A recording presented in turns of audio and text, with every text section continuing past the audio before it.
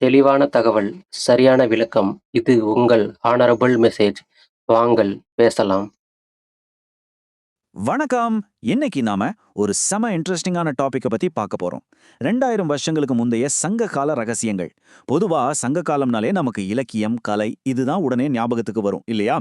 ஆனா அதையும் தாண்டி உலகையே வாய்ப்பிளக்க வைக்கிற அளவுக்கு ஒரு பிரம்மாண்டமான பொறியியல் தொழில்நுட்பமும் ஆழமான மனிதநேயமும் அவங்க கிட்ட இருந்திருக்கு. இது ஏதோ பழம்பெருமை பேசுற விஷயம் கிடையாதுங்க. இன்னைக்கு இருக்கிற நவீன அறிவியல் உலகமே ஆச்சரியப்பட்டு பார்க்குற பல விஷயங்களை பத்தி தான் நாம இப்போ டீட்டெயிலா அலச போறோம். வாங்க உள்ள போகலாம். உலகத்துல நீங்க எந்த ஒரு பெரிய நீர்ப்பாசன திட்டத்தை எடுத்துக்கிட்டாலும் அங்க ஒரு மிகப்பெரிய சவால் இருக்கும். அது என்ன தெரியுமா? அணையில வண்டல் மண் படிகிறது தான். நம்ம எல்லாருக்கும் கல்லணைய பத்தி நல்லாவே தெரியும். ஆனா அங்க தேங்குற மணல அவங்க எப்படி வெளியேத்துனாங்கன்னு என்னைக்காவது யோசிச்சு பார்த்திருக்கீங்களா? தொடர்ந்து தண்ணி தேங்கும்போது அடியில சேரும் சகதியுமா படியும். அதை சரியா சுத்தம் பண்ணலனா காலப்போக்கில் அந்த ஏரியே தூர்ந்து போய் காணாம போயிடும். இன்னைக்கு இருக்கிற நவீன காலத்திலேயே இது ரொம்ப பெரிய தலைவலி. அப்படி இருக்கும்போது 2000 வருஷங்களுக்கு முன்னாடி வாழ்ந்த நம்ம மக்கள் இதை எப்படி கையாண்டாங்கன்னு நினைக்கிறீங்க? பகுதி 1. குமிழித்தூம்பு ஒரு தொழில்நுட்ப அதிசயம். ஏரி தூர்ந்து போறதை தடுக்கிறதுக்காக சங்ககால தமிழர்கள் கண்டுபிடிச்ச ஒரு மாஸ்டர் பீஸ் கருவிதான் இந்த குமிழித்தூம்பு. இது எப்படி வேலை செஞ்சதுன்னு பாத்தீங்கன்னா நிஜமாவே ஆச்சரியமா இருக்கும். ஏரியோட அடிமட்டத்துல 2 துளைகள் கொண்ட கல் தூண்களை ரொம்ப நுட்பமா வடிவமைச்சு நிறுவினாங்க. இதுல மேல் துளை கீழ்த்துளைன்னு 2 இருக்கும். மேல இருக்கிற துளை வழியா தெளிவான சுத்தமான தண்ணி மட்டும் வெளியேறும். சரி, அப்போ கீழே இருக்கிற துளை? அங்கதான் ஒரு மேஜிக் நடக்குது. அந்த கீழ்த்துளை வழியா ஒரு சுழலை உருவாக்கி அடியில படிஞ்சிருக்கிற சேறு வண்டல் மண் எல்லாத்தையும் தண்ணியோட தண்ணியா சேர்த்து வெளியேத்துனாங்க. கேட்கறதுக்கு ரொம்ப சிம்பிளா இருக்குல்ல? ஆனா இதுக்கு பின்னாடி இருக்கிற சயின்ஸ் ரொம்பவே அட்வான்ஸ்டு. இதுல நாம புரிஞ்சுக்க வேண்டிய முக்கியமான அறிவியல் என்னன்னா அந்த சுழல். அதாவது இங்கிலீஷ்ல வார்டெக்ஸ் அப்படின்னு சொல்லுவோம்ல, அதுதான். தண்ணி சுழன்று வெளியேறும்போது ஏற்படுற அந்த ஃபோர்ஸ் அடியில இருக்கிற சேற்றை அப்படியே ஒரு வேக்யூம் கிளீனர் மாதிரி உறிஞ்சி வெளியே தள்ளிடும். இப்போ சொல்லுங்க, மனிதர்கள் உள்ளே இறங்கி கஷ்டப்பட்டு தூர்வார வேண்டிய அவசியமே இல்ல. கரெக்டா?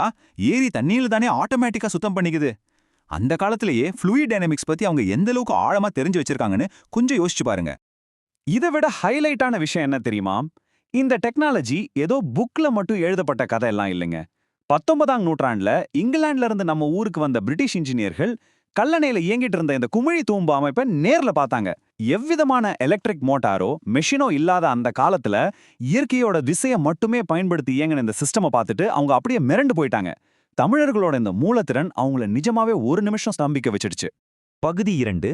வஞ்சி மறக்கப்பட்ட போர் முறை. இவ்ளோ பெரிய டெக்னாலஜியை வச்சிருந்த நம்ம மக்கள் போர்னு வரும்போது மத்தவங்க கிட்ட எப்படி நடந்துகிட்டாங்க அப்படிங்கறத இப்ப பாப்போம். பொதுவா ஒரு நாட்டோட போர் புரியணும்னா என்ன பண்ணுவாங்க? திடீர்னு உள்ள நுழைஞ்சு அட்டாக் பண்ணுவாங்க இல்லையா? ஆனா நம்ம சங்ககால தமிழர்கள் அப்படி பண்ண மாட்டாங்க. அதுக்கு பதிலா பெரிய முரசு கொட்டி ஒரு அறிவிப்பு கொடுப்பாங்க. ஏன் தெரியுமா? எதிரி நாட்டுல இருக்கிற பசுக்கள், அந்தணர்கள், பெண்கள், நோயாளிகள், அப்புறம் குழந்தைகள் இவங்க எல்லாரும் முதல்ல பாதுகாப்பான இடத்துக்கு போயிடணும் அப்படிங்கறதுக்காகத்தான். போர்ல சம்பந்தமே இல்லாத தங்களை தாங்களே காப்பாத்திக்க முடியாத எந்த ஒரு சாதாரண மனுஷனுக்கும் ஒரு சின்ன காயம் கூட பட்டுடக் கூடாதுங்கிறதுல அவங்க ரொம்பவே தெளிவா இருந்திருக்காங்க. சாதாரண போர் முறைக்கும் நம்ம சங்ககால போர் முறைக்கும் இருக்கிற வித்தியாசத்தை பாருங்களேன்.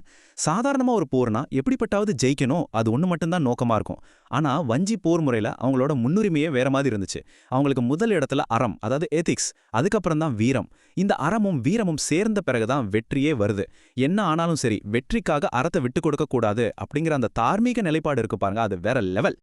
பசுக்களுக்கு எவ்வித தீங்கும் நேரிடக்கூடாது. இந்த ஒருவரையே கவனிச்சிங்களா? இது வெறும் கால்நடைகளை காப்பாத்துறதுக்கானது மட்டும் கிடையாது. இயற்கையையும் எந்த தப்பும் பண்ணாத அப்பாவி ஜீவன்களையும் பாதுகாக்கிற ஒரு உயர்ந்த மனநிலையோட வெளிப்பாடு. ஒரு பக்கம் குமிழித்தும்பு மாதிரி உலகமே மிரண்டு போற ஒரு அட்வான்ஸ்டு டெக்னாலஜி, இன்னொரு பக்கம் பலவீனமானவங்கள அரவணைக்கிற ஈடுகணையற்ற மனிதநேயம்.